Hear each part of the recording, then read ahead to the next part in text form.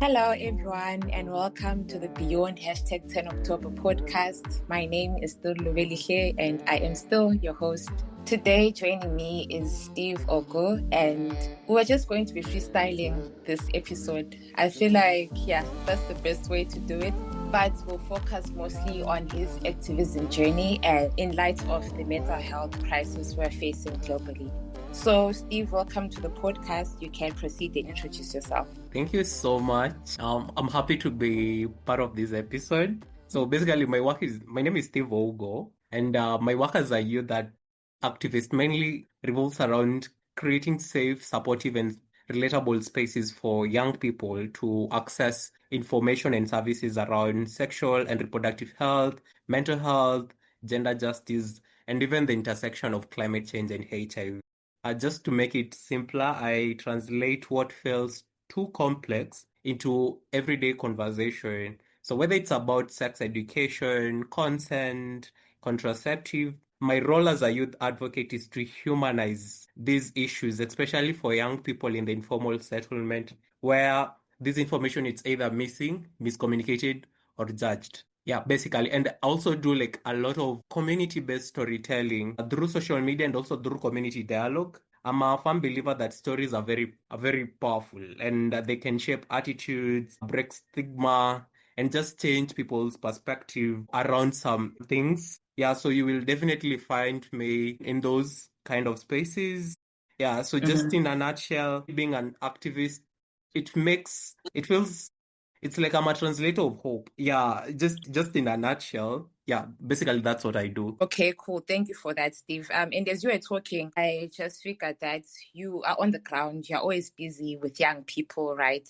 You mentioned that you have Yeah. experience with the storytelling. You hear what the youth think about certain issues. So I'm very True. confident, yes, with having you on this episode because you'll be actually telling us what is actually happening in your community. So as you go about your activism, what is really happening on the ground with regards to the mental health crisis in your experience? Like, are people aware of what is going on? Do they actually know about, is mental health education like accessible to the youth? What's the reception like? What is going on? Okay, I've interacted with a couple of young people. To be honest, maybe if I can base it in young people, I think a lot of young people don't really have much information. And just to narrow it down, especially when it comes to men, I feel like a lot of men don't have an understanding of what mental health means to them as a person because of the societal depictions of a man. I think it's because men have been raised to wear masks. So they grow up being told to man up, to be man enough. So I don't know standard makes a man enough. Yeah, so men are being told never to cry, to be strong no matter what. And you see, like so many of us have become performance of strands and not humans with emotions because when a man cry they're told that they're not men enough, so that has really pushed men just just do things in a certain way, and sometimes it interferes with them exposing their emotions. Yeah, so that has really contributed to a lot of men not seeking help, and Okay. uh also it has made them not to share a lot with their colleagues, with friends within their circle. Yeah, and also there is fear. So fear of looking weak and being laughed at, and at worst being ignored. And unfortunately, if within your circle of friends, when a man cries or when a man tries to open up, sometimes they're told to, to stop those emotions. Yeah. So that has also contributed. And also social media has made it worse in some Yeah. ways. I feel like sometimes you're seeing other men buying cars, winning their lavish life, but nobody is posting about anxiety, nobody is posting about trauma, and you assume that you're the only one struggling. So it has really made a lot of people to fake it just to fit in some spaces. But you know what's crazy? The moment a man says, I'm not okay, I feel Yeah. like it opens a door for 10 other men to say the same. Yeah, so now the cycle of silence, because now silence is loud, but once someone tries to break it, the silence is very loud. So until someone tries to speak up, then I want to believe that is where healing will start to happen. Mm-hmm. Yeah, but I feel like we need a lot of awareness creation, especially among men, because of the internalizing effect. A lot of men keep things to themselves because of fear of what we've just mentioned. Yeah, so Mm-hmm. basically, that has been my experience. But like community as a general, yes, we are getting there. Like people are starting to understand about mental health and why mental health is important. Mental health affects all the aspects of our life, including our physical health, and I believe there's no health without mental health. And that's why we need to continue creating awareness for number one, for people to understand what mental health means, for people to know that it's okay not to be okay, for people to know that help is out there and they can always reach out every time they need, and the institutions that are willing to support them walk through the journey of healing. Basically, that's it in a nutshell. Okay, cool. Thank you so much for highlighting even the challenges which are faced by men with regards to their mental health, because I feel like it's an issue everywhere. As I'm listening, it's like I'm hearing it again and again, because I keep hearing it like from everyone, almost everyone around me. I would say like it's still an issue. You're trying to break the stereotypes and try to make men as comfortable as possible to speak up so that they can get the help they need. So I just want to know, throughout your work, are there programs which actively promote mental health education? Do you have any programs set, maybe, for the future to address these issues? What's happening? Of course, there are a lot of institutions trying to educate the community, creating awareness on mental health. Also as an organization, because I also work with an organization, we've been working very closely with local stakeholders, where we've been organizing community dialogues just to hear from young people. Like I'm mentioning young people because young people are our key target in our programming. So number one is just to hear from them what is their understanding on mental health, and also Mm-hmm. just to get an understanding of what they know about mental health, and if there are any avenues or any pathways that they know. Because number one, to for us to address mental health, we need to hear from the community how they understand about mental health. So sometimes when we engage with our community, sometimes it seems as if we are bombarding them with a lot of information that I feel like they don't see it as relevant. So sometimes it's just important just to hear from the community, because I believe the community understand the problem very well. They have the Mm-hmm. solution. What they need is support and resources. So most of our work revolves around engaging with our community just to get to hear their understanding on these issues. And then now we support them with the resources just to help them to address some of these issues. So, of course, Mm-hmm. I believe a lot has been done.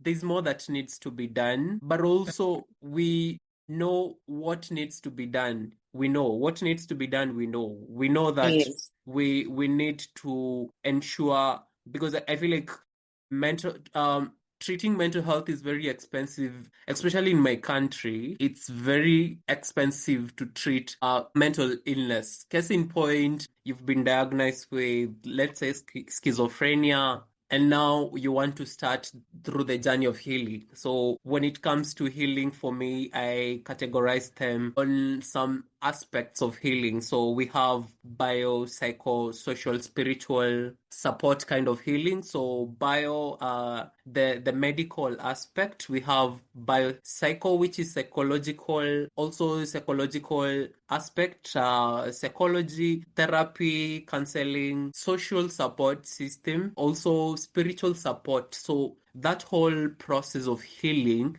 requires money and resources, which makes it very expensive to deal with mental health disorders. Yeah, so it's very expensive. And of course, we know what needs to be done, but you see, like how it needs to be done in our different uh, community consent is what is really important because I want to believe that people experience mental health differently, For sure.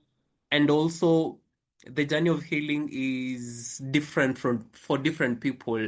The way our body responds to healing is the way my body responds to healing is different from someone else, you know. So when you understand healing from that aspect, then we are closer to coming up with a solution or coming up with an intervention that will respond to some of these needs. Yes. Okay, cool. So the long and short of it is that we need the money to do Yes, all the of things. course. Yeah, Exactly.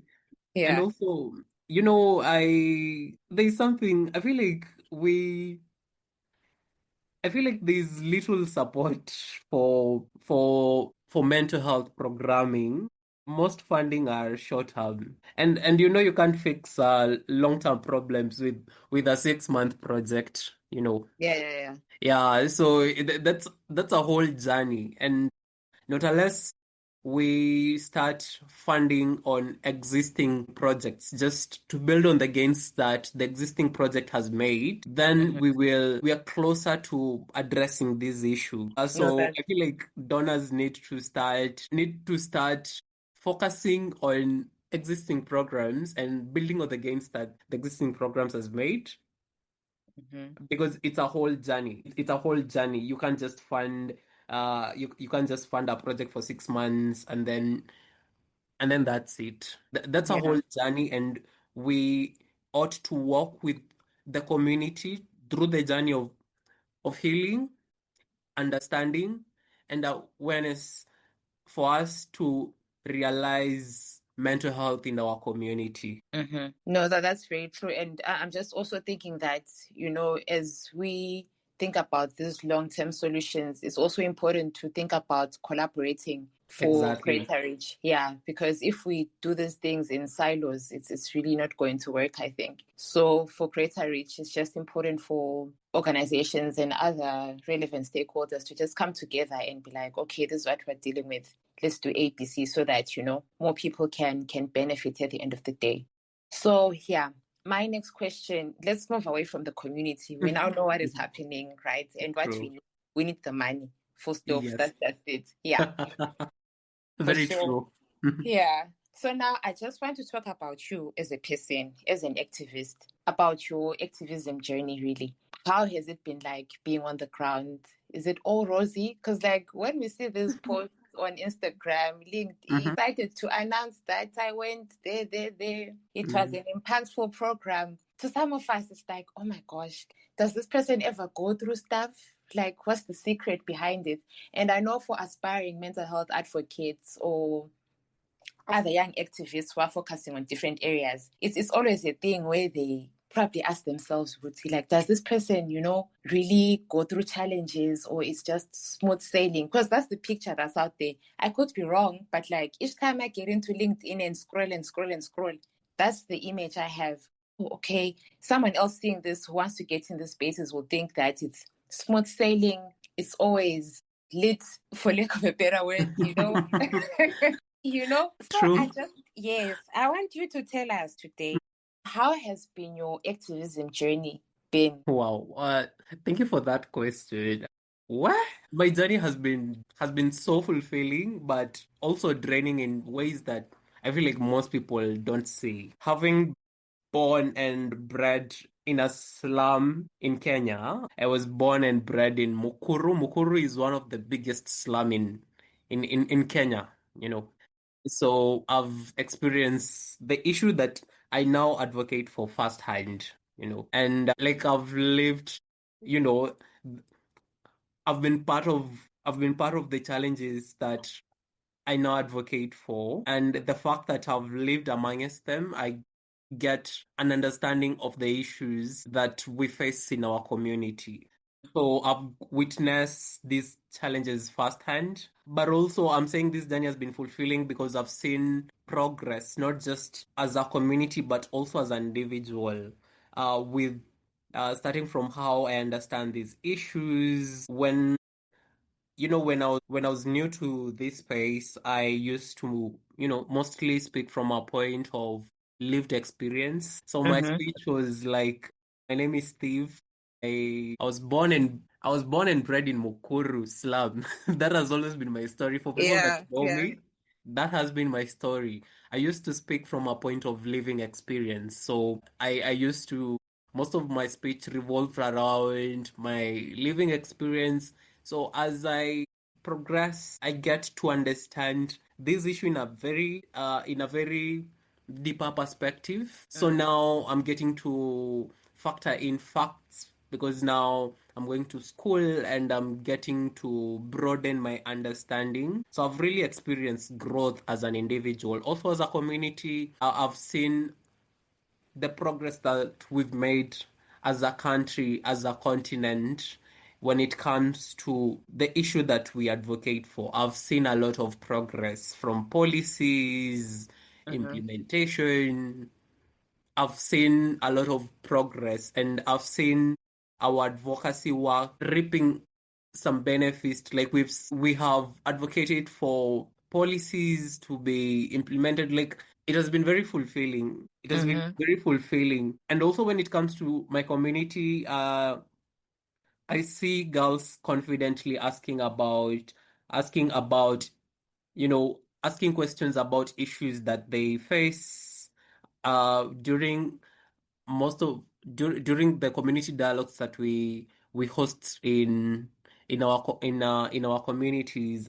I've seen young people um, curious about knowing about mental health, about sexual and reproductive health, about HIV. So I've seen that curiosity.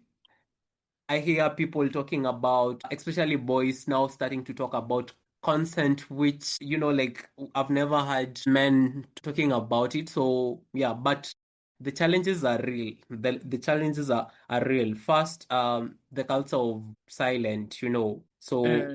we are up against shame, stigma, fear. Some communities still see sexuality as a taboo, especially when young people talk about it, because young people are viewed from the lens of their problems, from the lens of their issues. They're seen as part of the problem. So every time young people speak, whatever they say is mostly not taken seriously and being acted upon. Yeah. Yeah, we still believe that the custodian of information are the elders, the old people. Young people should sit down and listen to their elders. So we don't believe young people have the right information. So that is number one. Also, secondly, there's been an online backlash, especially when we talk about things like LGBTIQ plus rights, about abortion, and also even just about condoms. Some people assume I'm corrupting young people. For sure. I can just Yes. imagine. But I always remind them, I always remind myself, if the truth make people uncomfortable, then I'm hitting the right nerve. For sure. Yeah. If Yeah. it makes them uncomfortable, then I'm hitting where it's supposed to be hit. Mm. So it actually means that my work is like my work is sparking conversation, and I've always wanted to hear from people. So there's a time I posted on Facebook, and like we were having like a backlash in the comments. People were bashing me off, but it Mm-hmm. really helps me because I'm now getting to understand what people think about these issues, Yes, yes. and also just to repeat, I've already mentioned another challenge is funding, money. There's little support for youth-led work, and most of the funding are short-term. That's one of our biggest challenge, For and sure. especially for young people, because by the time your organization is getting funded, you're using your own money, your own resources, and sometimes it's a lot, but most people don't see. Yeah, That's a yeah. We whole don't post struggle. about these things. We rarely talk about it. You see, like most of the activities, because I have an organization, I don't like saying that I have an organization. I don't like identifying myself as a founder. Yes, I Mm-hmm. am, but I have a network of young people that we work with. So we have this network of young people, and we we have a list of activities that we implement in the communities that uh, that we are focusing. So most of our activities are zero funded, Mm-hmm. zero budget. But people Yeah. don't know. People don't know, you know. So Yeah. sometimes we rely on partnerships, and it Mm-hmm. has really helped, especially because now I want to believe when we collectively, because we all activate advocate on the same issue.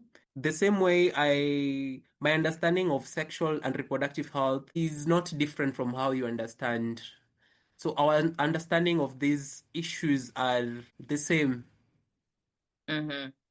And that's why we should always work as a team, because I feel like there's replication I don't know, just I'm looking for the best word to use, but implementing the same thing with the same community. And sometimes our community are confused on who to believe, especially when they don't see it as relevant. Yeah, but if we can harmonize on these issues, if we can speak from the same book, if we can work collectively as a team, because I I believe that is our solicity when we identify ourselves as a powerhouse instead of working in silos. So I don't advocate organization working in silos. I'm a firm believer of partnerships, collaboration, and nowadays the best way of funding, the best way of soliciting resources is fundraising, not fundraising. Is to be able to raise funds within organization and individuals that are aware of what you do as an organization. Yeah. No, yeah, that's very important. So I'm actually grateful that you're raising all those points because I feel like out there, when we represent ourselves as, founders, advocates, all those fancy titles, it seems as though all our ducks are in a row, like the money is just coming in continuously and then the expectation just goes up. True. Yes. So by having this honest conversation, it's definitely going to help other people for sure. Because sometimes I try to explain to people that, hey, when we have these donation programs, pet donations, and all of that, these pet drives, these winter clothing drives, it's not a thing where we actually have someone who's just like, okay, here's the money. Like a lot of blood, sweat, and tears goes into all of that. Like when we post out there, it's a different story altogether. But like behind the scenes, a lot goes on. Sometimes it's even difficult to keep going also. But I feel like if something is in your heart and you have an understanding, you're going to, okay, this is my purpose, this is what I want to do. I want to be an agent for change in my community. Things work out, especially with the collaboration, just as you mentioned as well.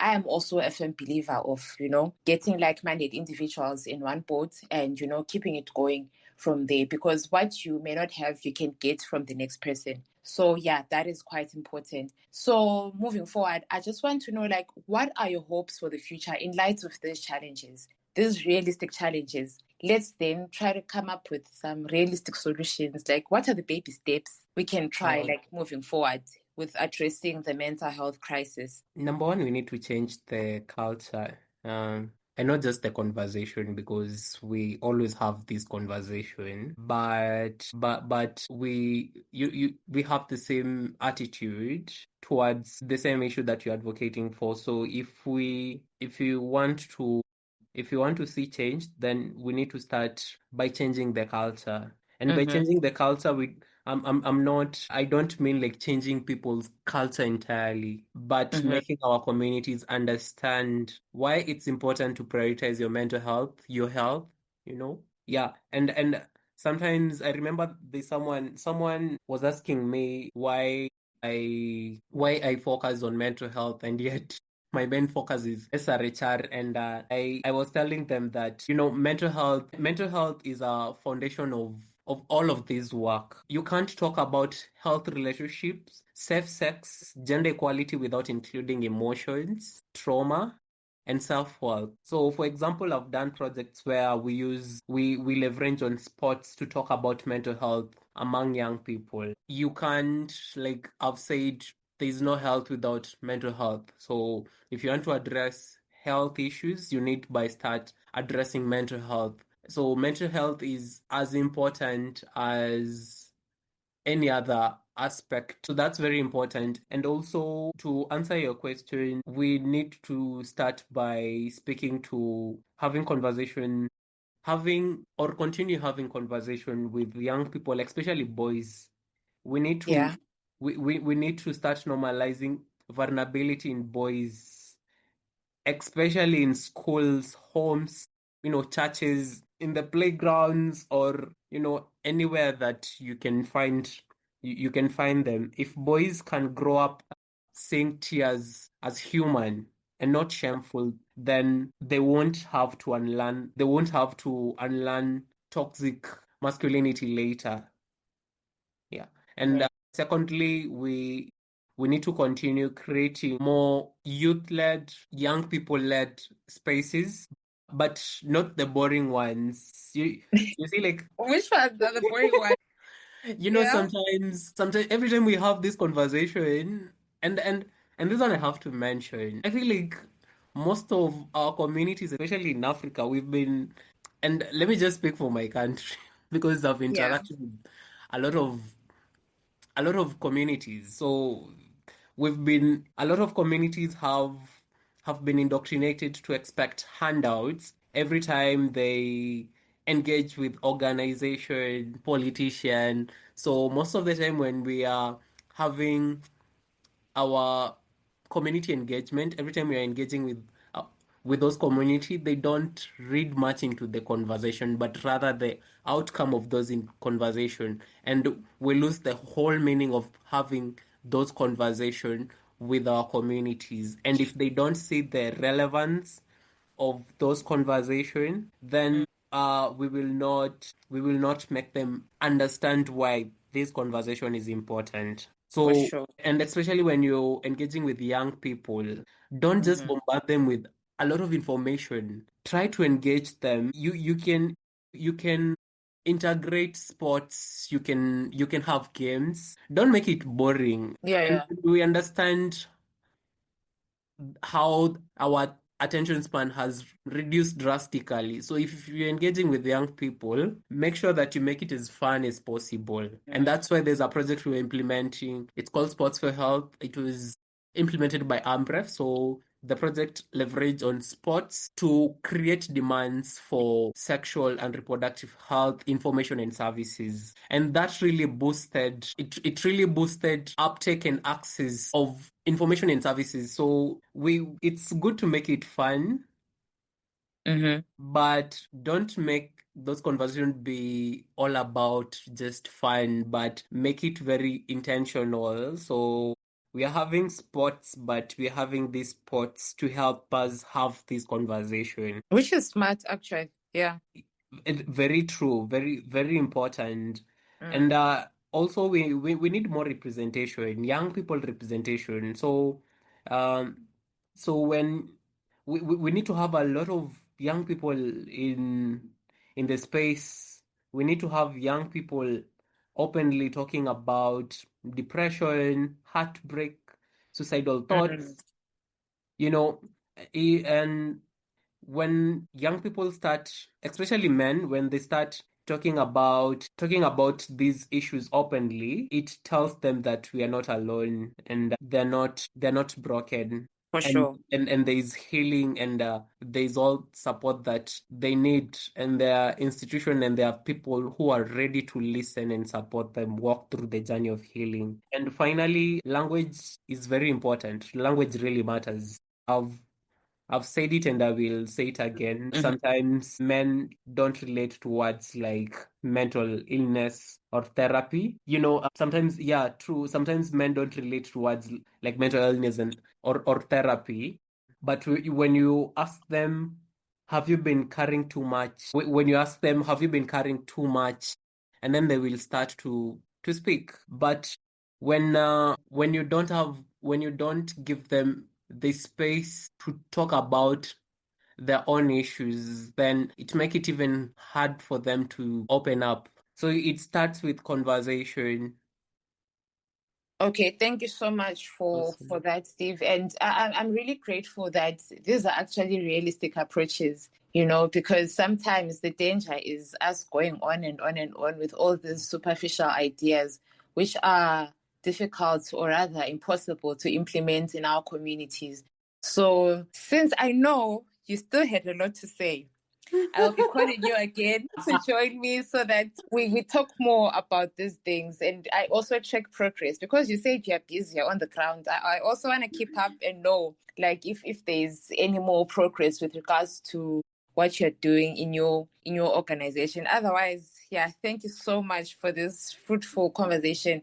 I'm very confident that the youth listening to this will get ideas on how to, navigate these spaces. Having heard from someone who's been doing it, it's really important for the youth to hear our experiences as they are. No sugarcoating, nothing, because it helps, like there is a lot of fake things going on out there. So on this platform, what I advocate for is for people to actually tell me the truth. Like I don't want to be hearing the stories, the lies. I just want to hear it as it happens. So thank you so much, Steve. I will definitely be calling you again to join us. And yeah, all the best in your future programs. Thank you so much for having me. You're welcome. Bye.